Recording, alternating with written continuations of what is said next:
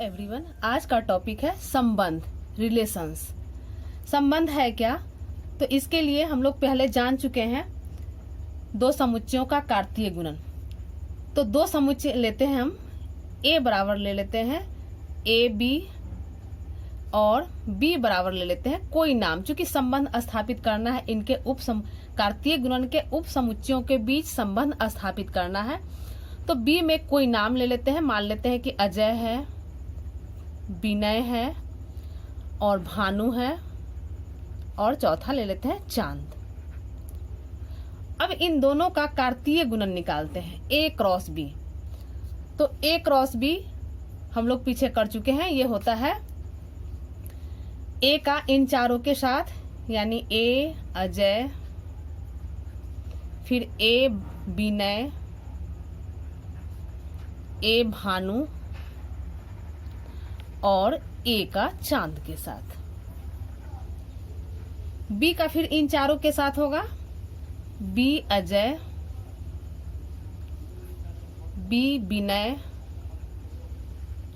और बी भानु और बी चांद। तो ए क्रॉस बी हम निकाल लिए। अब हम प्रत्येक क्रमित युग्म, ये जो क्रमित युग्म है जिसे एक्स वाई व्यापक रूप में पीछे हम बता चुके हैं, एक्स वाई यानी क्रमित युग्म एक्स वाई का प्रथम घटक यानी एक्स, प्रथम घटक एक्स हुआ और द्वितीय घटक वाई के बीच एक संबंध आर स्थापित करते हैं, और वह आर जो है ए क्रॉस बी का उप समुच्चय होता है। यानी हम इसे इस तरह लिख सकते हैं, एक संबंध आर स्थापित कर इसे हम ऐसे लिख सकते हैं, एक्स वाई यानी प्रथम घटक, ये द्वितीय घटक, प्रथम घटक द्वितीय घटक। और हम लोग पीछे जान चुके हैं कि प्रथम घटक चूंकि ए क्रॉस बी है तो प्रथम घटक ए का होगा और द्वितीय घटक बी का होगा। तो यहाँ एक संबंध स्थापित कर रहे हैं x y such that x क्या है, तो एक्स जो है नाम वाई का प्रथम अक्षर है, नाम वाई का प्रथम अक्षर है, जहां एक्स बिलोंग कर रहा है ए में और वाई बिलोंग कर रहा है बी में। यानी इसे, ये समुच्चय निर्माण रूप में हो गया। इसे हम इस फॉर्म में लिख सकते हैं, यानी आर बराबर एक्स वाई, एक्स जो है नाम वाई का प्रथम अक्षर है, यानी यह जो है नाम का प्रथम अक्षर है, तो पहला ये हो जाएगा ए अजय। फिर ये नहीं होगा चूंकि यह जो है नाम का प्रथम अक्षर नहीं है, यहाँ बी है तो यहाँ ए है, यहाँ भी बी है तो ए है, तो ये नहीं होगा। फिर यहाँ पर हम देखेंगे किस किस में यह रिलेशन, किस किस में यह संबंध स्थापित होता है। तो यहाँ भी नहीं है, यहाँ ए है और बी है, लेकिन यहाँ चूंकि बी है तो इसका प्रथम अक्षर यहाँ बी है, तो ये हो जाएगा बी विनय। फिर यहाँ पर भानु है और यहाँ बी है, तो ये हो जाएगा बी भानु।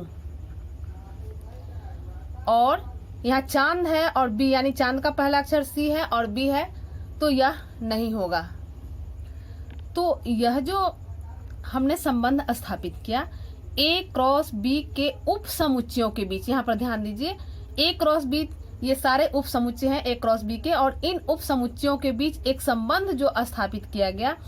जैसे संबंध है, नाम है उसका पहला अक्षर ए हुआ, बी है विनय है तो पहला अक्षर बी हुआ, भानु है पहला अक्षर बी हुआ, तो यही संबंध स्थापित एक्स और वाई के बीच जो हुआ यही संबंध है। तो अब हम इसे हम एक आकृति के अनुसार तीर आलेख जिसे कहते हैं, इसमें हम इसे दर्शा सकते हैं। जैसे ये ले लेते हैं, ये ए है, ए का मेंबर है ए बी, और दूसरा हम आकृति ले लिए, ये है अजय, विनय, भानु और चांद। अब चूंकि ए अजय से है तो यहाँ इसको हम ऐसे दर्शाएंगे, ये तीर आलेख है। फिर बी विनय के साथ भी है और बी भानु के साथ भी है। चांद के साथ कोई रिलेशन नहीं है, तो इस रिलेशन को हम ऐसे दर्शाएंगे। तो अब हम संबंध के बारे में जाने कि आखिर संबंध है क्या। तो अभी यहाँ क्या देख रहे हैं कि ए क्रॉस बी का उप समुच्चय ही संबंध है, यानी इसे हम ऐसे कह सकते हैं, कि संबंध समुच्चय ए से समुच्चय बी में संबंध कार्तीय गुणन ए क्रॉस बी का एक उप समुच्चय होता है, जो कि अभी हम निकाले। कार्तीय गुणन का उप समुच्चय लिए। यह उप समुच्चय ए क्रॉस बी के क्रमित युग्मों के प्रथम तथा द्वितीय घटकों के बीच एक संबंध स्थापित करने से प्राप्त होता है। यानी यह अभी जो निकाले उसमें क्या है कि एक संबंध स्थापित हुआ, चाहे वह किसी तरह का संबंध क्यों नहीं हो। यहाँ है कि चूंकि नाम का पहला अक्षर हमारा एक्स है और वाई जो है नाम है, तो हमने स्थापित किया एक्स वाई के जगह पर ए और अजय हुआ, बी और विनय हुआ, बी और भानु हुआ, तो ये संबंध। तो अब हम लोग यह कह सकते हैं कि आर एक संबंध है, यानी इसे इस रूप में कह सकते हैं, आर एक संबंध है, आर एक संबंध है समुच्चय ए से समुच्चय बी पर। ये समझने के लिए लिखे हैं समुच्चय बी पर, यानी इसे हम लिख सकते हैं कि R is a subset of A cross B, यानी इसे ऐसे कह सकते हैं R सच दैट, ये रिलेशन स्थापित होगा R such that A to B। अब देखिए R A क्रॉस B पर यहाँ संबंध है, कुछ संबंध ऐसा भी आएगा जहाँ R जो है हमारा सबसेट होगा A क्रॉस A का, यानी A से A पर भी संबंध हो सकता है। अब यहाँ कोई जरूरी नहीं है कि दो समुच्चय ही हो तब संबंध हम स्थापित कर सकते हैं। A से A पर भी संबंध स्थापित हो सकता है, और हमेशा ये याद रखेंगे कि A जो है A का अवयव X होगा और B का अवयव Y होगा, चूंकि पीछे हम लोग पढ़ चुके हैं। तो ये हमारा यही संबंध है। अब हम एक उदाहरण लेते हैं, फिर एक उदाहरण लेते हैं कि A बराबर, मान लेते हैं A बराबर है 1 2 3 और B बराबर 4 5। A क्रॉस B निकालते हैं, पीछे हम लोग पढ़ चुके हैं, फिर सेम चीज। A का हो जाएगा 4 5, यानी बारी बारी से सबका हम निकालेंगे। 1 4 1 5, फिर 2 4 और 2 5 3 4 3 5। A क्रॉस B निकाल लिए। अब हम A क्रॉस B के फिर इसके उप समुच्चयों पर विचार करते हैं कि हम ऐसा संबंध स्थापित, इन उप समुच्चयों के बीच एक हम संबंध स्थापित करें। तो मान लेते हैं कि एक संबंध ऐसा ले रहे हैं कि ये हो 1 4 2 5 और 3 4। ऐसा क्यों हमने लिया, तो यहाँ पर देखिए 1 4 दोनों के बीच डिफरेंस है 3 का, यानी विषम। 2 5 दोनों के बीच अंतर है 2 5, यानी 3 का यहाँ भी अंतर है, यानी विषम संख्या। और 3 4 दोनों के बीच अंतर है 1 का, तो यह भी विषम है। यहाँ पर ये विषम, यहाँ पर विषम ये नहीं आ रहा है। 1 4 आ गया, 2 2 आ गया, 2 4 है तो 2 आ गया, 2 5 है तो 3 आ गया, तो 2 5 हम लिए। 3 4 है तो 1 आ गया, तो 3 4 लिए। और 3 5 है तो ये दोनों के बीच 2 का डिफरेंस है। तो हम ऐसा डिफरेंस लिए कि दोनों का अंतर, दोनों अवयवों के बीच का अंतर जो है विषम हो, यानी इसे हम समझने के लिए लिखते हैं क्रमित युग्म। ये क्रमित युग्म पहला जो लिए, जैसे 1 4 का अंतर विषम है, ये लाइन समझने के लिए लिख रहे हैं, क्योंकि एक संबंध हम ऐसा लिए। तो 1 4 का अंतर विषम है। 2 5 लिए तो इसका भी अंतर विषम है। 3 4 लिए तो इसका भी अंतर विषम है। तो हम इस संबंध को A से B में संबंध अंतर का है, तो इसे हम यहाँ ऐसे व्यक्त करेंगे।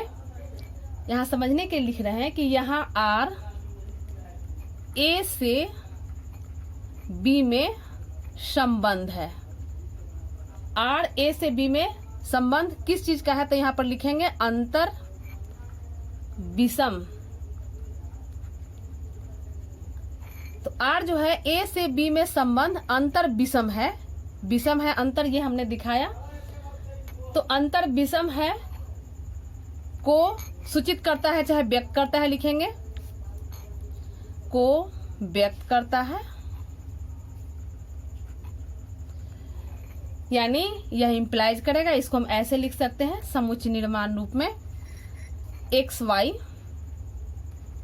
सच दैट एक्स और वाई का अंतर, एक्स और वाई का अंतर विषम है।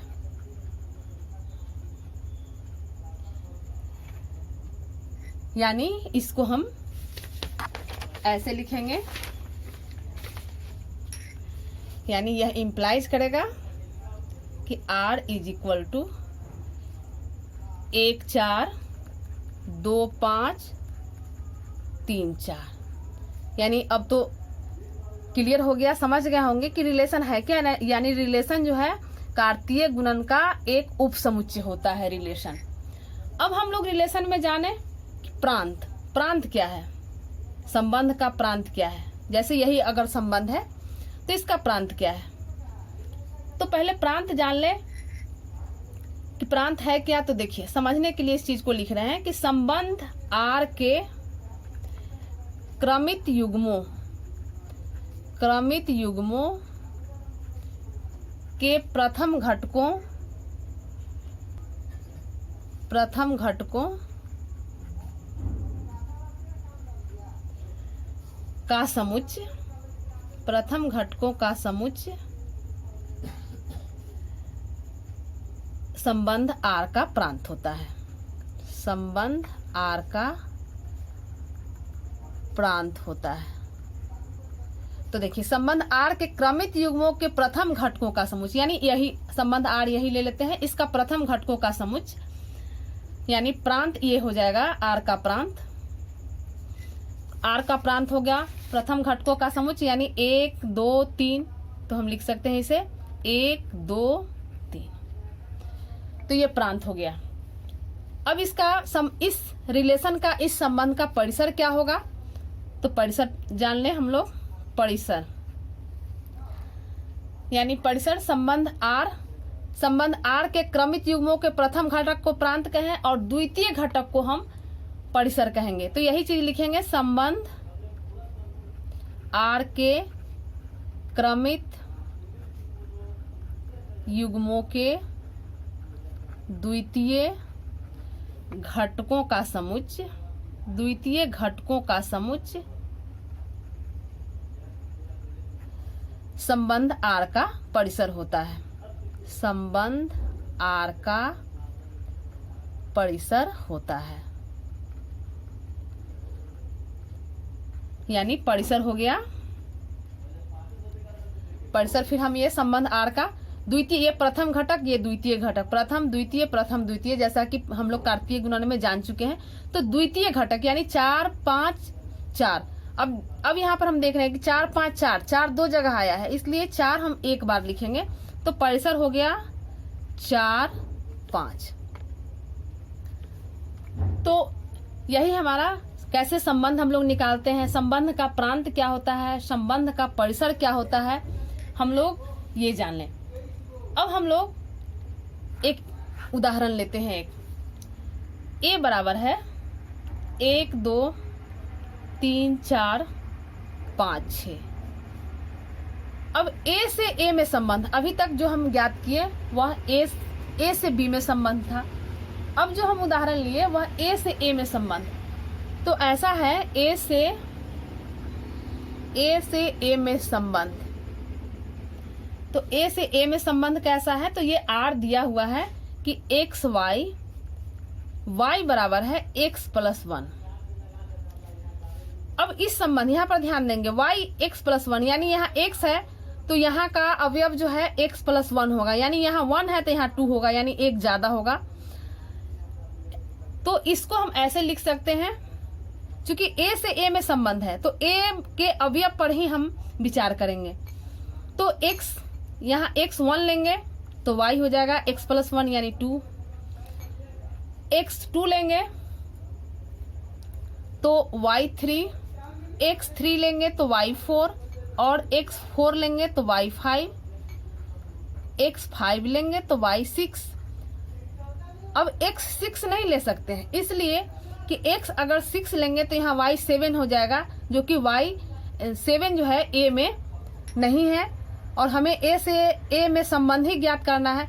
तो a में 7 नहीं है तो हम यहाँ पर 6 यानी x6, ये 6 लेंगे तो 7, तो चूंकि 7 यहाँ नहीं है, इसमें नहीं है, इसलिए ये पार्ट नहीं होगा।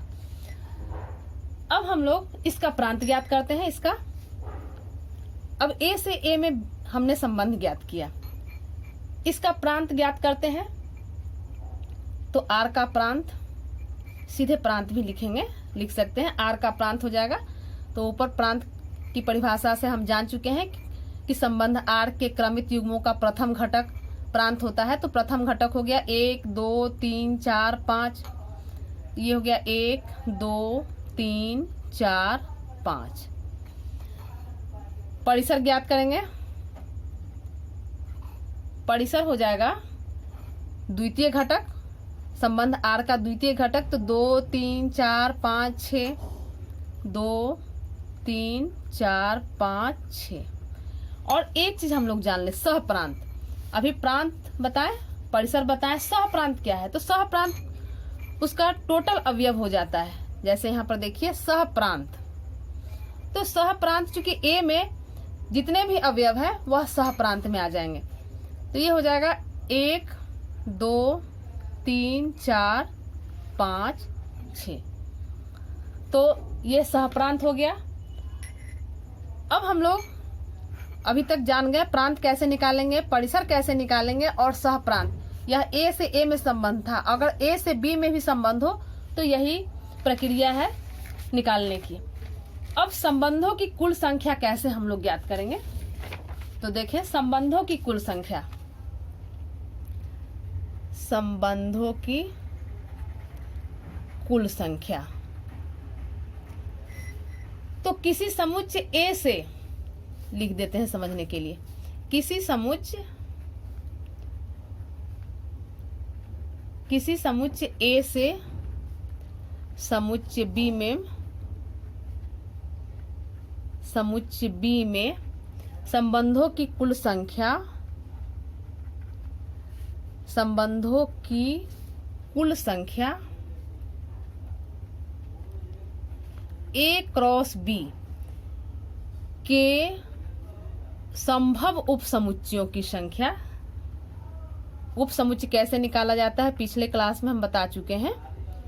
तो A क्रॉस B के संभव उपसमुच्चयों की संख्या के बराबर होती है, संख्या के बराबर होती है। जैसे यदि मान लेते हैं कि नंबर ऑफ A बराबर है P और नंबर ऑफ B बराबर है Q, तो number of A cross B ये बराबर होगा PQ। और संबंधों की कुल संख्या हम लोग जानते हैं, संबंधों की कुल संख्या ये हम लोग जानते हैं, ये होता है 2 to the power n। जहां n क्या है, तो जहां लिख देते हैं, जहां n A क्रॉस B के क्रमित युग्मों की संख्या, क्रमित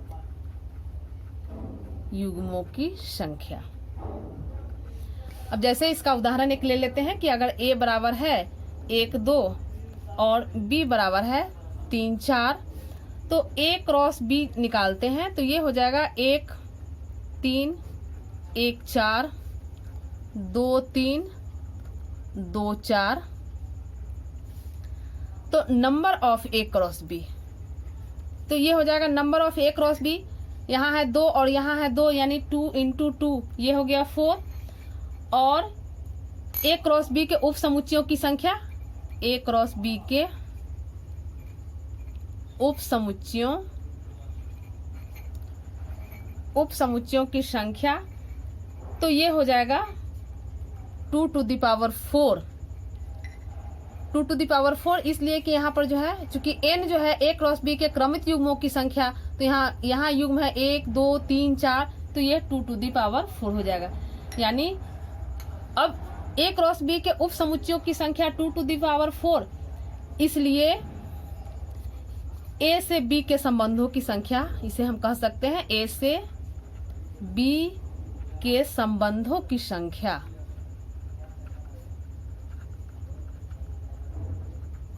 तो संबंध की संख्या भी हो जाएगा 2 टू द पावर 4। यहाँ होता है a में संबंधों की संख्या प्लस b में संबंधों की संख्या, यानी इसे समझे 2 और 2 पर a में संबंध की, इसमें है 2, a में अवयवों की संख्या और b में अवयवों की संख्या 2, तो 2 टू द पावर 4। तो यही हम कैसे संबंधों की संख्या निकालेंगे, ये हो गया। तो आज हम लोग पढ़े संबंध क्या है, संबंध का प्रांत, परिसर और सहप्रांत कैसे ज्ञात करते हैं, संबंधों की कुल संख्या क्या है, ये हम लोग देखें। इसे आप लोग अच्छे से कर लें, क्योंकि अगला एक्सरसाइज हमारा 2.2 इसी पर आधारित है। तो इसे वीडियो को लाइक करें, शेयर करें। धन्यवाद।